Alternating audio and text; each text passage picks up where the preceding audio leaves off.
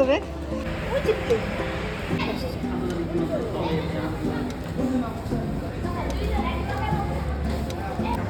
Hello viewers, everything Fariha's থেকে আমি ফারিহা চলে আসলাম আমাদের নতুন একটি ভ্লগ নিয়ে। আমার রিসেন্ট ট্যুরটা ছিল নেপালে, যেখানে আমি মে 24 থেকে মে 28 তারিখ পর্যন্ত ছিলাম।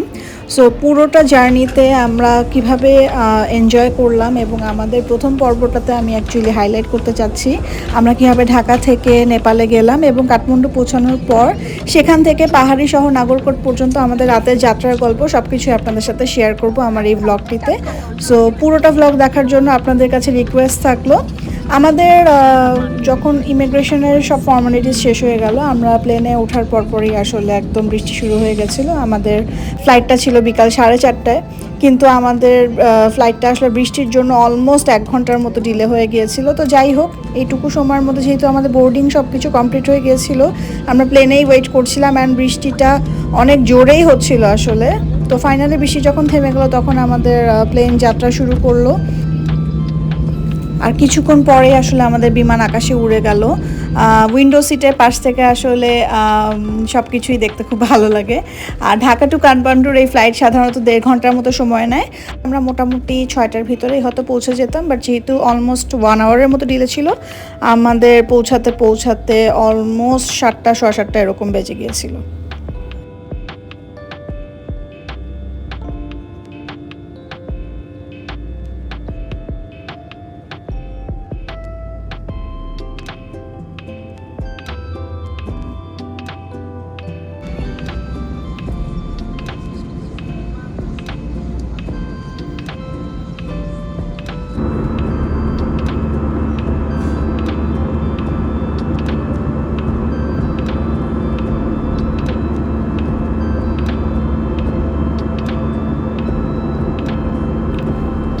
প্লেন ছাড়া কিছুক্ষণের মধ্যে আমার মেয়ে লিয়ানা ঘুমিয়ে পড়েছিল। ওই দিন সে জার্নির এক্সাইটমেন্টেই হোক আর যেভাবেই হোক, সেদিন অনেক সকাল সকাল উঠেছিল।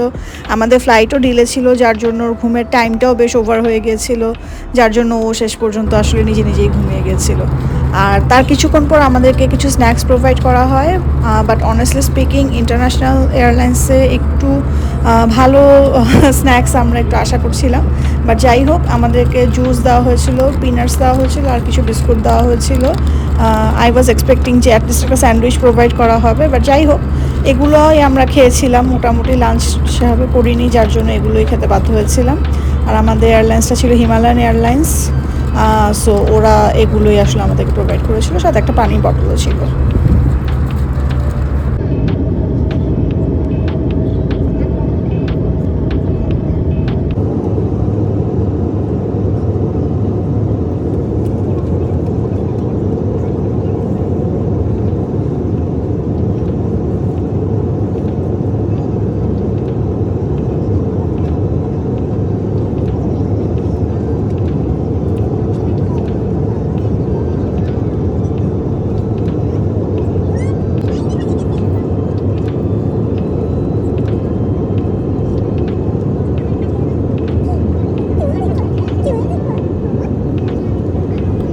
দেখতে দেখতে আমরা অবশেষে নেপালের রাজধানী কাঠমান্ডু প্রায় পৌঁছে গিয়েছিলাম। কাঠমান্ডু উপত্যকার মাঝে অবস্থিত এই শহর নেপালের রাজনৈতিক, সাংস্কৃতিক এবং ঐতিহাসিক কেন্দ্র হিসেবে আসলে পরিচিত। আর মানে প্লেন যখন ল্যান্ড করছিল, আশেপাশের সৌন্দর্য দেখে খুব ভালো লাগছিল। আর এয়ারপোর্টটা একটু সবাই বলে যে রিস্কি, নেপালের এয়ারপোর্টটা, বাট আমার কাছে আসলে খুবই সুন্দর লেগেছে এয়ারপোর্টটা। আর প্লেনটা যখন ল্যান্ড করছিল, আশেপাশের যে সিনারি ছিল জাস্ট ওয়াও ছিল আসলে।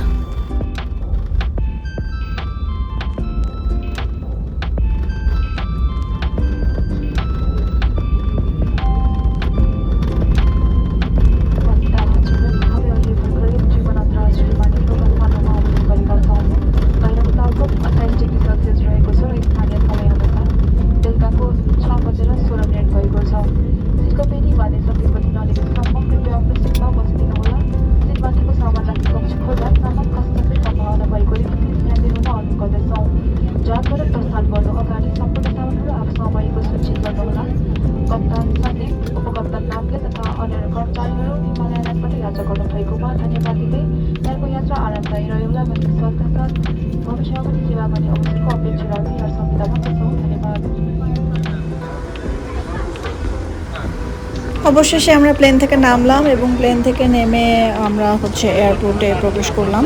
সেখানে আমরা ছোটোখাটো দু একটা ফটো সেশন করেছিলাম।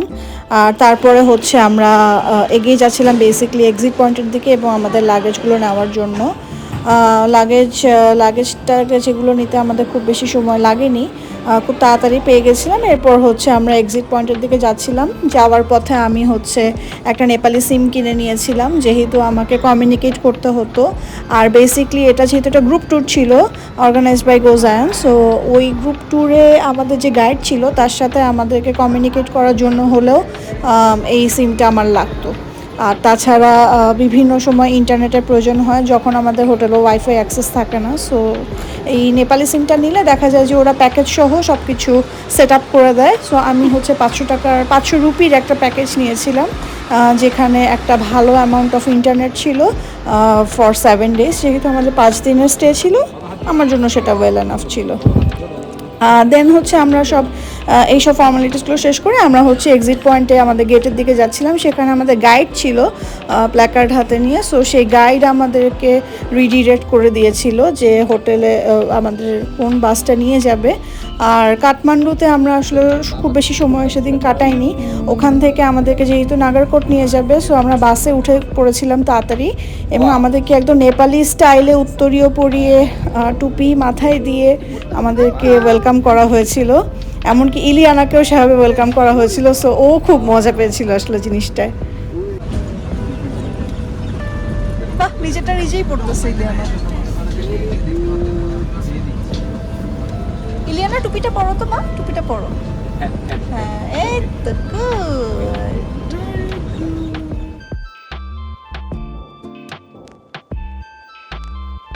সো আমরা এখন ওই প্ল্যানের মোতাবেক আমরা যাচ্ছি নগরকোটে। নগরকোট হইল কাঠমান্ডুর একটা ইস্ট সাইডে একটা হিল আছে। তো এই হিলের নাম নগরকোট। নগরকোট যাচ্ছি কাঠমান্ডু থেকে মোটামুটি 30 কিলো। এটা যাওয়ার জন্য আপনার 1.5 ঘন্টা লাগবে, ঠিক আছে। তো এখন লোকাল টাইম হইল 7:53 হয়েছে। একটু আপনার বাংলাদেশ টাইম থেকে 15 মিনিট আগে পিছনে, মানে আপনার টাইম আগে, আমার নেপালি টাইম পিছনে, ঠিক আছে। একটু টাইমটা সেট করেন। তো আমরা যেতে যেতে পৌঁছতে হবে মনে করেন 9:30 হয়ে যাবে, ঠিক আছে। তো বেসিক্যালি কি হবে, এখানে হোটেলে আপনার 10টা পর্যন্ত রেস্টুরেন্টটা খোলা থাকে। এই কারণ আজকে প্লেন ডিলে হয়ে গেছে, এই কারণ আপনার একটু খাওয়া দাওয়ার জন্য। নাগরকোট আসলে নেপালের অন্যতম জনপ্রিয় একটা হিল স্টেশন। এটা কাঠমান্ডু থেকে প্রায় 30 থেকে 32 কিলোমিটার দূরে অবস্থিত এবং জায়গাটি আসলে সমুদ্রপৃষ্ঠ থেকে প্রায় 2175 মিটার উচ্চতায় অবস্থিত। আর বিশ্বের সর্বোচ্চ পর্বতশৃঙ্গ মাউন্ট এভারেস্ট সহ হিমালয়ের বেশ কয়েকটি বিখ্যাত যে শৃঙ্গগুলো রয়েছে সেগুলো পরিষ্কার আবহাওয়া এখান থেকে খুব সুন্দর দেখা যায়। আর স্পেশালি সানরাইজ এবং সানসেটের জন্য নাগারকোট আসলে ট্যুরিস্টদের কাছে অন্যতম একটা জনপ্রিয় গন্তব্য। আমাদের ট্যুরিস্ট আসলে সেটাই বলছিল এবং আমরা ওখানে পৌঁছাতে আসলেই রাত 9:15 মতো বেজে গিয়েছিল। অ্যান্ড রাতের আকাশটা এবং হোটেলের ভিউটা সব কিছু মিলিয়ে খুবই সুন্দর একটা ভিউ ছিল। ওখানে অনেক ঠান্ডা ছিল এবং আমাদের বেশ ঠান্ডাও করছিল। আসলে এত গরম থেকে গিয়ে ওখানে রাতে এত ঠান্ডা পেয়েছি আমরা, অন্যরকম ছিল আসলে। আর আশেপাশে সৌন্দর্য তখন আসলে পুরোপুরি দেখা সম্ভব হয়নি, আমরা হোটেলেই পৌঁছে গিয়েছিলাম। কিন্তু হোটেলটা আসলে খুবই সুন্দর ছিল। আমি খুবই প্লিজড হোটেলের সব কিছু নিয়ে। আমাদের নাগরকোটে এক রাত স্টে করার জন্য যে হোটেলটা আমাদেরকে দিয়েছিল, এই হোটেলটা হিমালয়ান ভিলা, এটা খুবই সুন্দর একটা হোটেল ছিল। এবং ওখানে এন্ট্রি করার পর আমাদেরকে ওয়েলকাম ড্রিঙ্ক দিয়ে আসলে আমাদেরকে ওয়েলকাম করা হয় এবং আমরা ওখানে রাতের খাবারটা অর্ডার দিয়েছিলাম হোটেলের রুমে লাগেজ টাগেজ রেখে, কারণ আসলে আমাদের পরদিনের জন্য প্রিপেয়ার হওয়া লাগতো।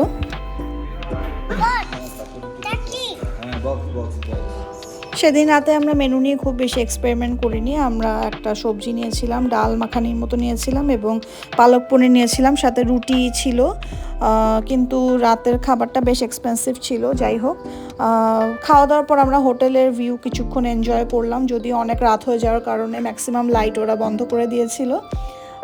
তো মোটামুটি সেদিন আমরা খুব বেশি জাগিনি আসলে, কারণ পরদিন আমাদের গন্তব্য ছিল পোখারা, আর তার আগেও ছিল একটা বিশেষ মুহূর্ত, সানরাইজ হোটেলের ব্যালকনি থেকে দেখা। সো ভোরবেলা ঘুম থেকে উঠেই আসলে হোটেলের ব্যালকনি থেকেই যে সানরাইজটা এটা দেখার জন্য আমরা পরদিনের প্রস্তুতি নিয়ে তাড়াতাড়ি রুমে ফিরে আসি এবং মানে আমরা তাড়াতাড়ি ঘুমিয়ে পড়ি যতটুকু তাড়াতাড়ি সম্ভব।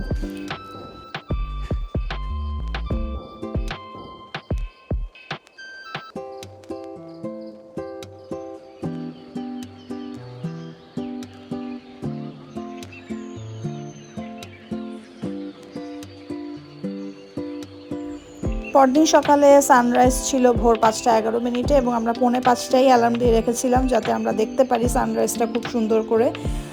আর বারান্দায় গিয়ে আসলে মনটাই ভালো হয়ে গেছিলো, এত সুন্দর প্যানারোমিক ভিউ।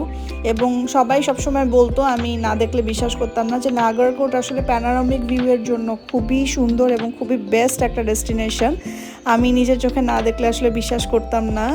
এবং আমরা পুরোটা সানরাইজ একদম খুব সুন্দর চোখের সামনে দেখেছি, খুব ভালো লেগেছে যে হোটেলের ব্যালকনি থেকে এত সুন্দর একটা ভিউ সানরাইজের, অসাধারণ লেগেছিল আসলে।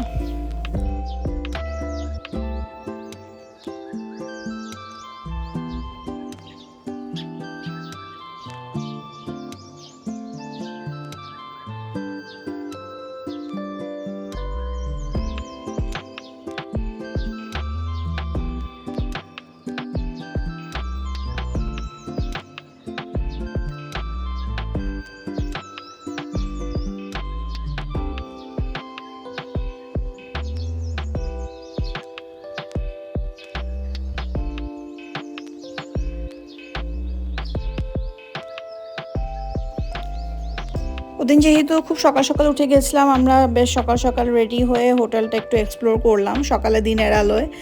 আর অনেক সুন্দর সুন্দর স্পট ছিল ছবি তোলার জন্য, হোটেলের ভিতরেই খুব সুন্দর সুন্দর আমরা ছবি তুলতে পেরেছি।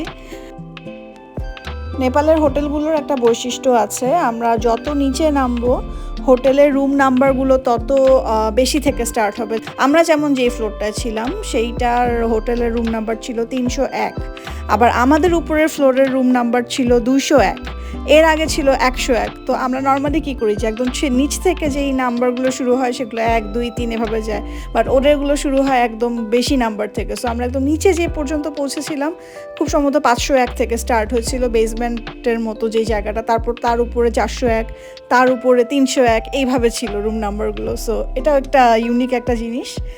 আর পুরো হোটেলের ভিউটা আসলে খুবই সুন্দর, সিঁড়ি সিঁড়ি করে করে নিচে চলে যাওয়া যায়, খুবই বড় স্পেস নিয়ে, আর খুবই একটা ইউনিক ধাঁচের হোটেল ছিল, খুব সুন্দর ছিল হোটেলটা।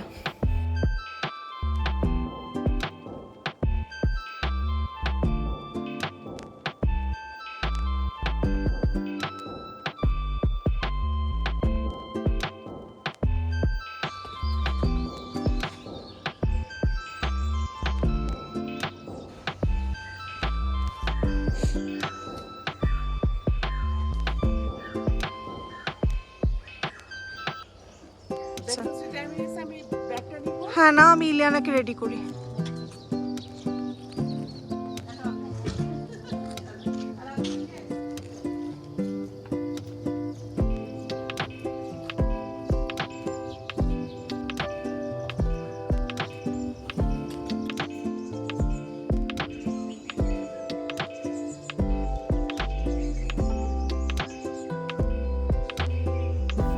হোটেলে বেশ কিছু সুন্দর ছবি তুলে এবং এক্সপ্লোর করে আমরা ডাইনিং স্পেসটাতে চলে গিয়েছিলাম। সেখানে আমাদের ব্রেকফাস্ট সার্ভ করা হয়েছিল, সকাল 7টা থেকে মোটামুটি 9:30 পর্যন্ত টাইম থাকে একটা। তো ওখানে ইংলিশ ব্রেকফাস্টের অপশনও ছিল, নেপালি ব্রেকফাস্টের অপশনও ছিল, যেমন ট্র্যাডিশনাল যেই ডাল মাখানি বা হচ্ছে পরোটা, পোহা, এই আইটেমগুলোও ছিল। সাথে বাচ্চাদের জন্য কর্নফ্লেক্স বা ফ্রুটস, এই জিনিসগুলো আমরা পেয়েছি সেখানে। ইংলিশ ব্রেকফাস্টের অপশন ছিল। তো ব্রেকফাস্টটা মোটামুটি তাড়াতাড়ি শেষ করে আমরা হোটেল থেকে চেক আউট করে এরপর বাসে উঠে পড়ি। সেই বাস থেকে আমাদের নেক্সট ডেস্টিনেশন ছিল পোখারা, এবং পোখারায় যাওয়ার পথে আমাদের নাগরকোটের যেই সকল স্টপগুলো দেখার মতো ছিল আইটিনারিতে সেগুলো আমরা দেখেছি। রাস্তাটাও খুব সুন্দর লাগছিল সকালবেলা, রাতে যেহেতু অত বেশি দেখতে পারিনি, সকালের রাস্তা রাস্তাটা খুবই ভালো লাগছিল দেখতে। আর এরপর নেক্সট পর্বে আমি দেখাবো যে নাগরকোট থেকে পোখারা যাওয়ার পথে আমরা কোন কোন স্টপেজে নেমেছি এবং কোথায় কোথায় আমরা কভার করেছি। কিছু অ্যাডভেঞ্চারাস মোমেন্টও থাকবে নেক্সট পার্টিতে। সো আমি আপনাদের সবাইকে রিকোয়েস্ট করবো নেক্সট পর্বটা প্লিজ মিস করবেন না কেউ।